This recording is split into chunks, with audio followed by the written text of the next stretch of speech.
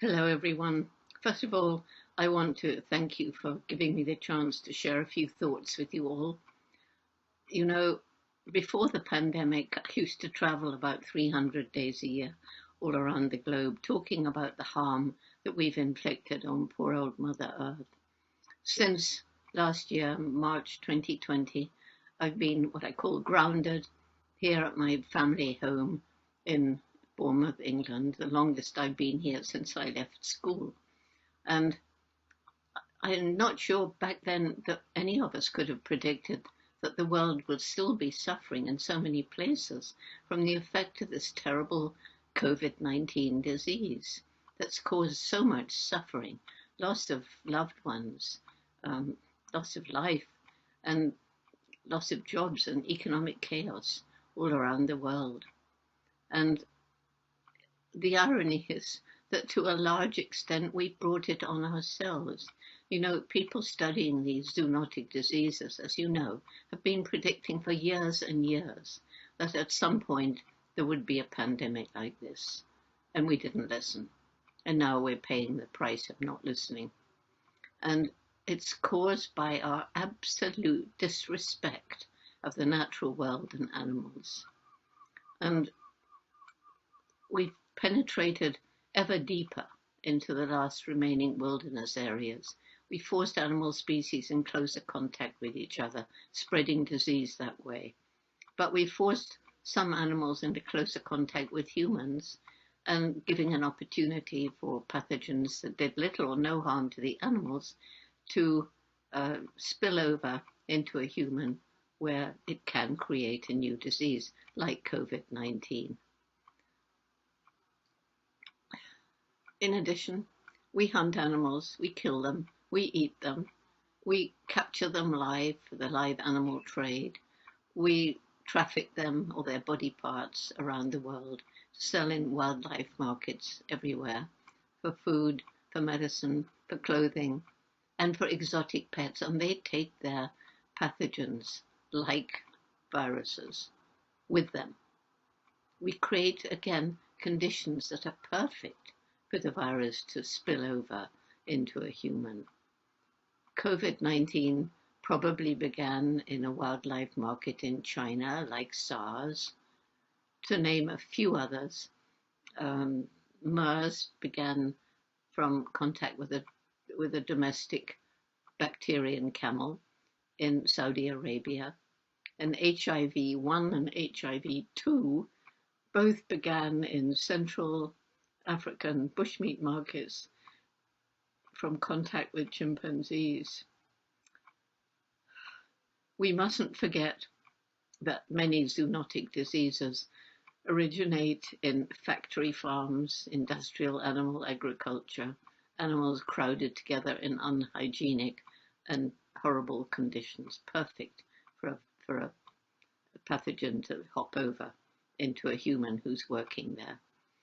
And I think at this point, I really want to say that all of these animals, domestic or wild, they're all individuals. And we now know, and science has proved, they're sentient.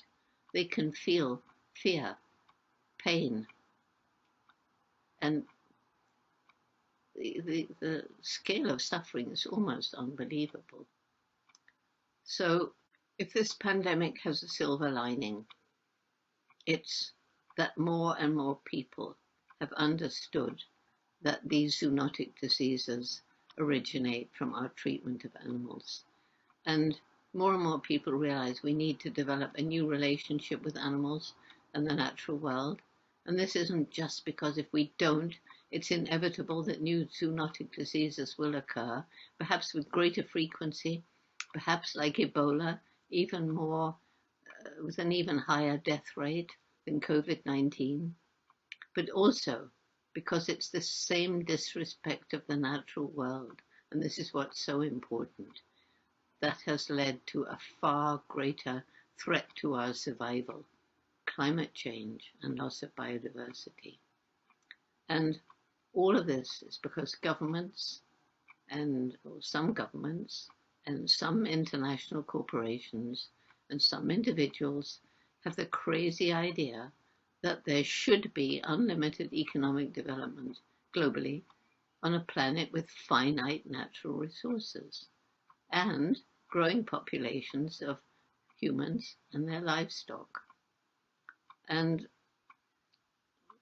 short-term gain for them is more important than protecting the environment for the health of the planet and future generations. Already in some places, these precious natural resources are being used up faster than Mother Nature can replenish them. But on the positive side, I really believe that more people are realizing that we're part of the natural world, not separated from it, and that actually we depend on it for food, water, fresh air, shelter, clothing, everything. But what do we depend on? We depend on healthy ecosystems, and healthy ecosystems depend on the biodiversity of the plants and animals and their complex interconnectedness. And I like to think of an ecosystem, and I'm thinking of an ecosystem in the forest because I know it best, as a glorious tapestry of life. Well, when one small species of plant or animal becomes extinct, it may not seem to matter, but maybe it was the main food of another species, which will then also become extinct. And maybe that species was a main food source for another species, and so on, and so on, and so on. And as each species disappears, it's as though a thread is pulled from that beautiful tapestry of life. And as more and more threads are pulled, the tapestry will start hanging in tatters, and this will lead to ecosystem collapse. It's happened. And as I said, we depend on healthy ecosystems. The thing that makes us most different from other animals is the explosive development of our intellect. How bizarre then that this most intellectual creature probably ever to walk the planet is destroying its only home. It seems that there's a disconnect between our clever brain and our human heart, where, poetically, we place love and compassion. You all understand only too well how we're polluting land, air, and water. You understand how the heating of the planet has caused drastic change in weather patterns around the world, caused seawater to expand and as it heats, and how that, along with melting ice, causes sea levels to rise, so that some people have already lost their homes. I've seen with my own eyes the effects of the more frequent devastating storms, floods, droughts, wildfires, and the misery of climate refugees. A major problem today is that there is so much going on that is depressing, that people lose hope. The press is full of doom and gloom. Scientists give us dire predictions of a grim future. Then people become apathetic, give up. But I'm not alone in believing that we have a window of time when, if we get together, we can indeed start to heal some of the harm we've inflicted, slow down climate change and species extinction. But it won't be easy. We have to eliminate poverty, for poor communities will destroy the environment in order to stay alive. They have to. They cut down the last trees to make space for crops, or to make charcoal to sell, to make money. The urban poor will buy the cheapest food. They don't have the luxury of questioning, as we do, if it harmed the environment. It's cheap because of the exploitation of poverty, unfair wages, child slave labor, sweatshops, and possible long-term harm to their health seems unimportant compared with immediate hunger. Next, we must reduce the unsustainable lifestyle of so many of the rest of us. We must tackle corruption and the many unholy alliances between big business and governments.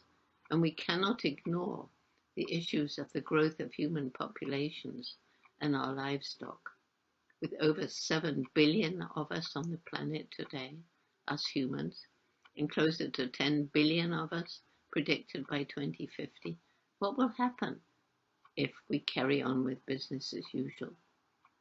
Somehow, we must create a more sustainable economy, reduce the gap between wealth and poverty, change industrial agriculture with its monocultures, pesticides, herbicides, and factory farming that is harming the environment and our own health, and move towards family farming, restorative agriculture, permaculture, and so on. But daunting as all this seems, I do have hope. For one thing, scientists are increasingly devising new technologies to help us live in greater harmony with nature, such as renewable energy, greener cities, and so on.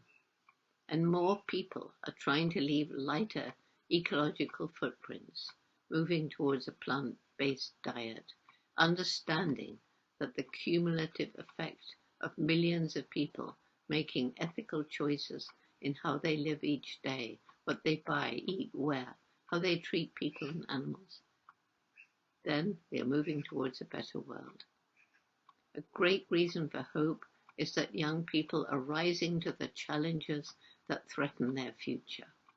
Once they know the problems and are empowered to take actions of their choice, their commitment and passion is truly inspirational.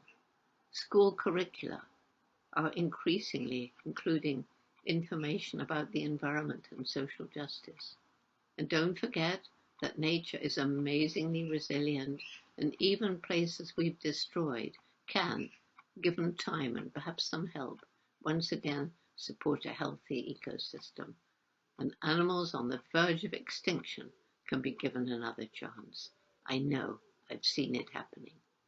And finally, there's what I call the indomitable human spirit, people who are tackling what seems impossible, inspiring others to help them, and so often succeeding. So yes, there is hope, but only if we get together and take action, now, before it's too late.